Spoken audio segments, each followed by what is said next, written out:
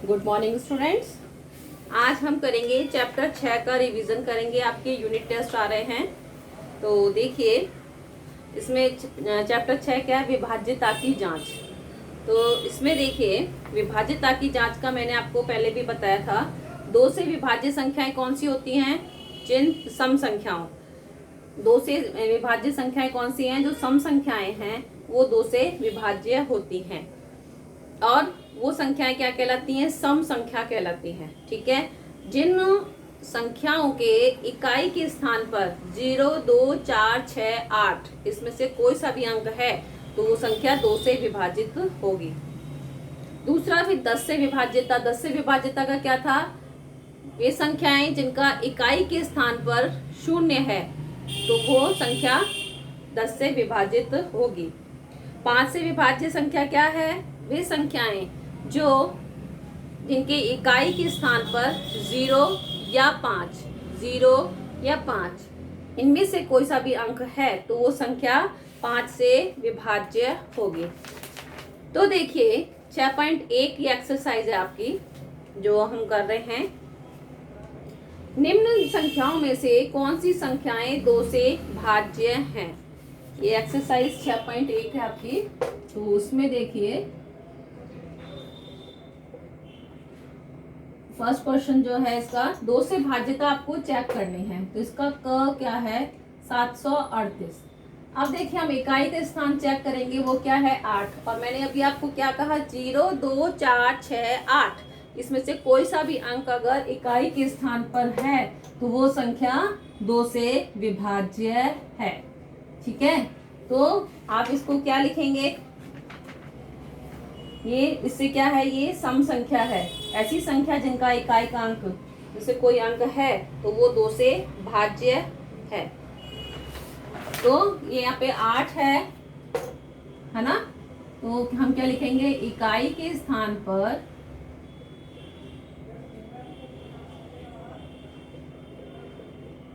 पर 8 है, अतः संख्या 2 से भाज्य है। ठीक है। ऐसे और भी देख लीजिए। ख में देखिए 561 इकाई का स्थान 1 है तो ये 2 से भाज्य नहीं है। तो अभी मैं डायरेक्ट लिख रही हूँ 2 से भाज्य नहीं है। ध्यान है, समझ में आया क्यों नहीं है? कौन सी भाज्य होती है? जिसके इकाई के स्थान पर 0, 2, 4, 6, 8 में से कोई अंक है। तो चाहे कितनी भी बड़ी संख्या हो कुछ नहीं घबराना, बस आपको इकाई का स्थान चेक करना। जैसे आपके देखिए इसमें क्वेश्चन जो है इसमें बड़ा दिया है 17,25,378। तो आपको संख्या देख के नहीं घबराना, बस आपको इकाई का स्थान देखो 8 है यानी ये 2 से भाज्य है। ठीक है। फिर प्रश्न 2 क्या है? निम्न में से कौन सी संख्याएं 5 से भाज्य हैं? प्रश्न 2। ये प्रश्न 1 था 5 से भाज्यता। तो उसके लिए क्या बताया मैंने? इकाई के स्थान पर 0 या 5 हो। अब यहाँ पे इकाई के स्थान पर क्या है? 5 है तो ये 5 से भाज्य है। ठीक है। इकाई का स्थान चेक कर लीजिए। जैसे ख में देखिए, ख में भी इकाई के स्थान पर 5 है तो ये भाज्य होगी। ग में इकाई के स्थान पर 0 है तो ये भी भाज्य होगी। घ में 1 है, देखो ये घ है, इसमें 18,851 851। अब इसमें इकाई के स्थान पर 1 है तो ये 5 से भाज्य नहीं है। ध्यान देना इस बात पे। क्यों नहीं है?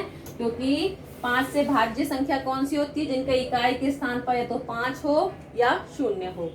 तो इस तरह से चेक करेंगे। प्रश्न 3 क्या? 10 से भाज्य संख्या सम होती हैं या विषम होती हैं? 10 से भाज्य संख्या सम होती हैं या विषम होती हैं? बता सकते हैं? 10 से भाज्य संख्या कौन कौन सी हुई? 10, 20, 30, 40, 50, 60 यही होती है। इकाई का स्थान क्या चेक करते हैं हम? जिस संख्या के इकाई के स्थान पर 0, 2, 4, 6, 8 इनमें से कोई सा भी अंक है तो वो संख्या सम संख्या है ना। और वही संख्या 2 से विभाज्य होती हैं। तो अब देखो यहाँ पे 0 है ना इकाई के स्थान पर, यानी ये सम संख्याएं हैं। ठीक है। फिर प्रश्न 4 क्या है, 2983 में से कम क्या घटाएं कि यह संख्या 10 से भाज्य हो जाए। तो देखो इसको सिंपल सा तरीका है।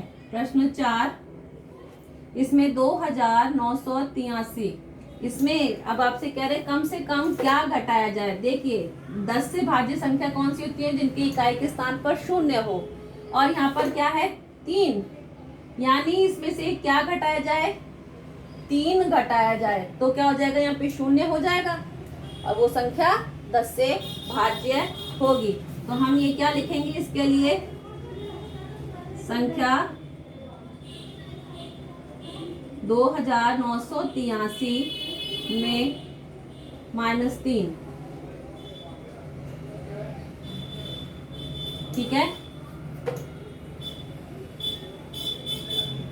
संख्या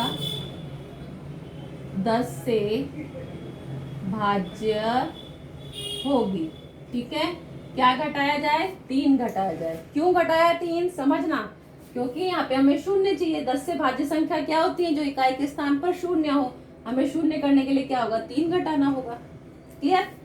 फिर प्रश्न 5, 6668 में कम से कम कितना जोड़ें कि यह संख्या 5 से भाज्य हो जाए। अब देखिए प्रश्न 5 जो है भाज्य 5 से भाज्यता तो 6668 है। अब इसमें कह रहे हैं इसमें कम से कम कितना जोड़ा जाए तो वह संख्या 5 से भाज्य हो। अब देखिए यहाँ पे क्या है, 8 है। तो इसमें क्या 5 से भाज्य संख्या कौन सी होती है, जिनके इकाई के स्थान पर 0 हो या 5 हो। तो हमें 8 किसके नजदीक जा रहा है, 10 के नजदीक जा रहा है ना, तभी तो 0 आएगा यहाँ पर। यानी इसमें कितना जोड़ा जाए, +2 जोड़ेंगे, यानी 6868 में 2 जोड़ेंगे तो क्या हो जाएगा, 6670। तो 2 जोड़ा जाए तो संख्या, भाई 2 जोड़ने से जोड़ते ही यहाँ पे 0 आ गया इकाई के स्थान पर, तो ये संख्या 5 से भाज्य होगी। ठीक है, यानी 2 जोड़ा जाए। फिर है प्रश्न 6, 85,372 में छोटी से छोटी क्या संख्या जोड़ी जाए कि प्राप्त नई संख्या 5 से पूर्णतया विभाजित हो जाए। छोटी कम से कम छोटी से छोटी क्या संख्या जोड़ी जाए। अब इसमें भी देखिए प्रश्न जो 6 है इसमें क्या है, संख्या क्या है, 85,372। अब इसमें इकाई के स्थान पे क्या है, 2। अब ये कह रहा है क्या जोड़ा जाए, घटाने की नहीं कह रहा आपसे, जोड़ने की कह रहा है। तो 5 से भाज्यता के लिए क्या होना चाहिए यहाँ पर, या तो 0 हो या 5 हो।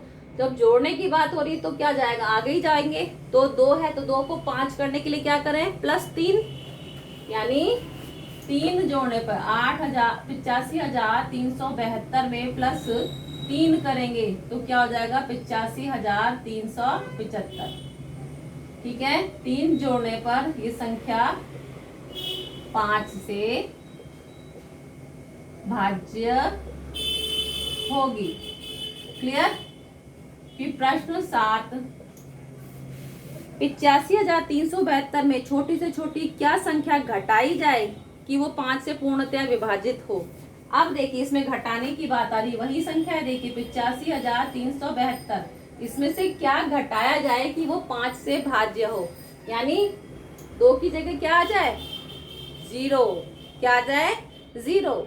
तो क्या करें हम, 85,372 में से 2 घटाएं तो क्या आ जाएगा यहाँ पे, 85,370। और ये संख्या क्या होगी, संख्या 5 से भाज्य होगी। तो आया समझ में, क्या करना है। अब ये एक्सरसाइज आपको पूरी अब अपनी नोटबुक में करिए, अच्छे से प्रैक्टिस कीजिए, कर सकते हैं, कोई प्रॉब्लम नहीं आएगी। फिर इसमें देखिए इसका एक्सरसाइज 6.2, इसके लिए भाज्यता ये भी मैं आपको एक बार समझा देती हूँ, तो आप प्रैक्टिस करिएगा।